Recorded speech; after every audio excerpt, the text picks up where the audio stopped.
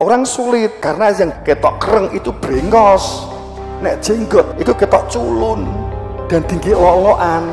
Sebab di sana itu di samping unta yang subur itu adalah kambing, sehingga kalau ada orang jenggot itu malu, kan gitu diloloki gitu kan, supaya dapat terbedakan. Akhirnya Nabi Muhammad membuat satu ungkapan, setiap helai jenggot widodari.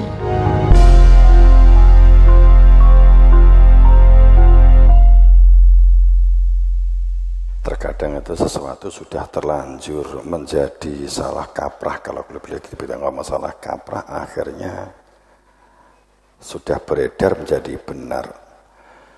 Seperti Nabi Adam itu kan disebut sebagai manusia pertama, itu kan gagal paham. Karena di dalam Quran nggak ada satu kalimat pun yang mengatakan Nabi Muhammad manusia awal. Bahkan khalifah awal itu juga tidak. Ini isinya, ini bapak tadi bapak tongkat, ini karbon, ini beberapa miliar tahun sebelum Nabi Adam, kewasitohan zaman kerasulan zaman sebelum Nabi Adam. Piantonya tingginya 14,2 meter. Jadi biyen ki pusaka saiki pusaka kecil begitu ya, mungkin kan begitu.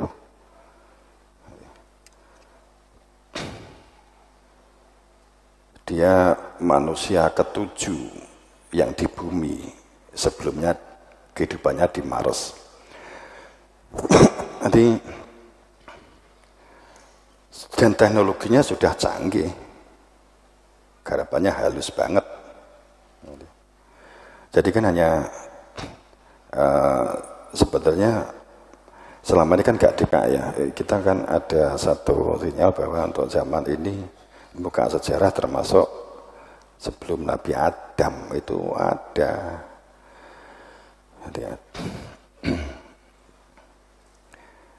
Dan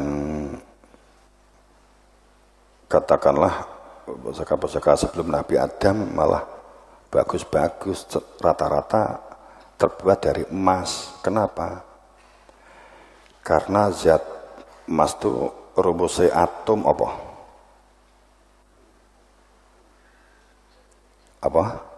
AU, aurum. Itu pada saat kita berbicara tentang itu kan memang itu sangat diperlukan oleh mereka untuk transformasi dari nafas menggunakan karbon dioksida untuk beralih menjadi oksigen. Itu kan transformasinya kan menggunakan sistem kimia dengan menggunakan aurum, emas. Banyak mereka sangat membutuhkan, dan emas itu oleh orang-orang masa lalu kalau kita makan emas, roti 3 emas itu umurnya jadi dawa kan begitu. Benar apa enggak gitu, kita ini kan butuh pembuktian. Tapi sebenarnya AKT itu juga berpotensi untuk menjadi umur panjang karena itu regenerasi sel. Untuk menjaga mungkin 3 hari sekali, 2 hari sekali, 5 tetes, 7 tetes untuk kesehatan dan dua sing manfaat lah gitu lah.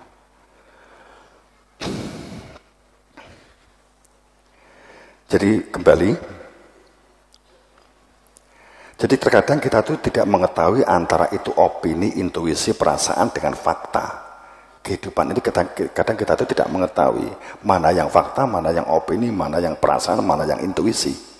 Kadang kita nggak bisa membedakan ini. Kalau kita ngomong secara garis besar sudah sering saya sampaikan tentang sebuah pengetahuan dan ilmu. Opininya orang-orang masa lalu sebagai sebuah opini itu pendapat pribadi. Kemudian dituangkan di dalam buku. Saat menjadi buku, kemudian kita membaca hasil dari pemikiran orang-orang di masa lalu oleh orang sekarang disebut sebagai ilmu. Tapi pada saat kamu beropini, maka tidak bisa dijadikan sebagai referensi. Kan itu yang kadang menjadi masalah. Perbedaannya hanya waktu. Opini orang masa lalu dan opini orang sekarang orang masa lalu ditulis sebuah buku, kemudian kita membaca, kita jadikan sebagai referensi dalam kita membuat sebuah tulisan, maka disebut sebagai ilmu, kan begitu. Itu kan opini yang masa lalu dipindah oleh sekarang. Kan begitu. Terkadang kan menjadi masalah di sini. Ini menjadi jumbuh, menjadi tidak jelas apakah ini khayalan, opini atau fakta. Kan gitu. Tapi yang jelas begini, pada saat kita menerima informasi, apalagi jarak yang terlalu jauh, itu pasti posisinya adalah wawasan atau budaya.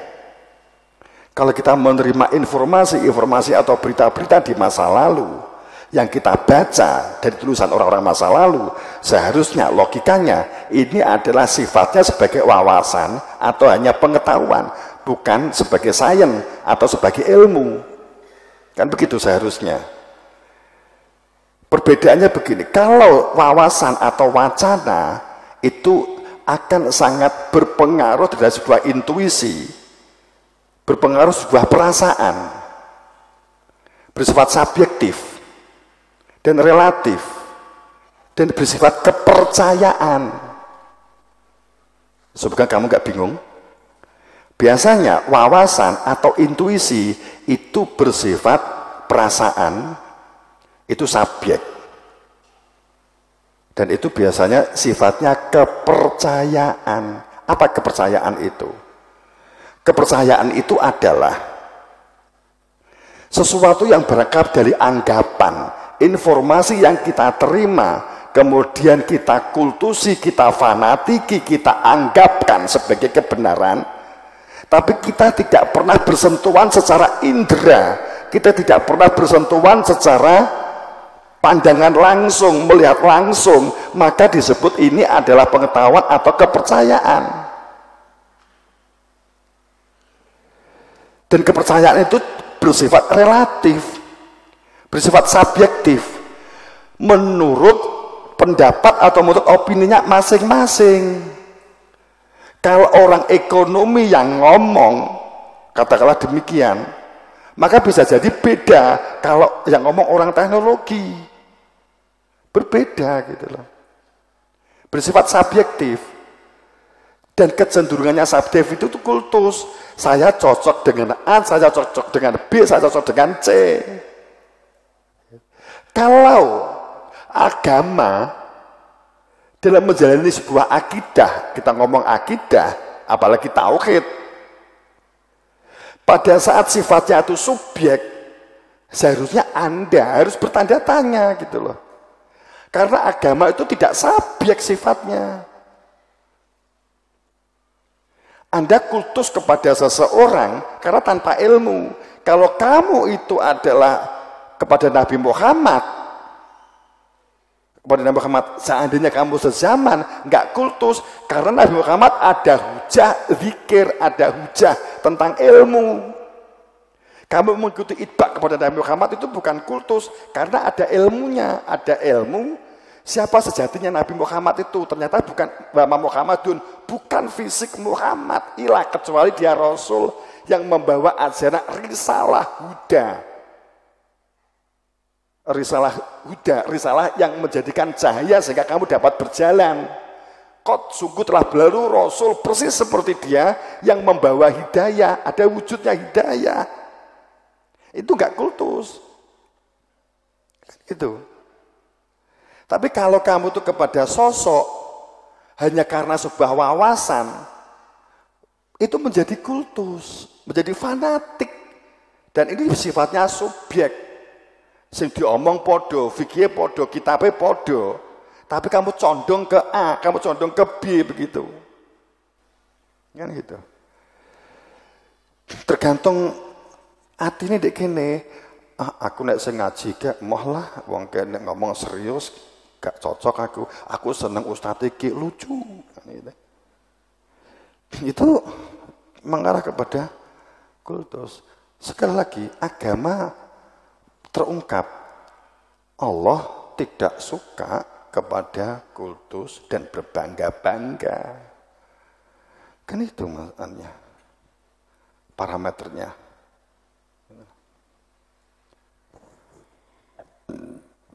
Jadi kalau wawasan itu menjadi pengetahuan kita, berita yang sebagai wawasan menjadi pengetahuan, dan kita tidak bersentuhan indera kita nggak melihat sendiri, nggak mengalami sendiri, maka itu kepercayaan. Apapun alasannya. Walaupun yang ngomong profesor double tingkat 7, tetap wawasan. Itu. Pamannya lo ya. Kan disepakati nih profesor kan berarti kan apa jenenge legal, sah. Itu kan kesepakatan menungso duduk malaikat gitu loh ya. Anda juga harus paham begini. Jadi pada saat karena ketepatan setahu saya semua nabi rasul nggak ada yang bergelar profesor. Jadi kamu nggak sanggumun dengan profesor gitu aja kan gitu. Walaupun bukan berarti skeptis gitu loh. Jadi pada saat kita mengungkap menjadi sebuah kalimat bahwa apapun informasi yang dia perlu di masa lalu pasti tidak akan pernah bersentuhan dengan indera. Wes ngono kuncine akhirnya kan begitu toh. Tulisan yang ditulis oleh masa lalu pasti tidak akan bersentuhan dengan indera. Ngomong tentang garam di masa lalu, pasti itu wawasan garam masa lalu. Kan begitu. Dan saat bersentuhan tidak bersentuhan dengan indera. Dan di sini al-insanu siri wa anasiru istauta'du min ibadi mensyaratkan persaksian itu ada dalam rasanya masing-masing. Menjadi pendengar yang baik, pemikir yang baik, melihat yang baik, ruko untuk memiliki adab akhlak, memberdayakan diri, gelem tako, itidal, sadar potensi untuk dikembangkan. Sujud, sadar sebagai hamba yang fakir, duduk di antara dua sujud, dikte Allah dosa, nek nyuwun sombong, kan begitu toh.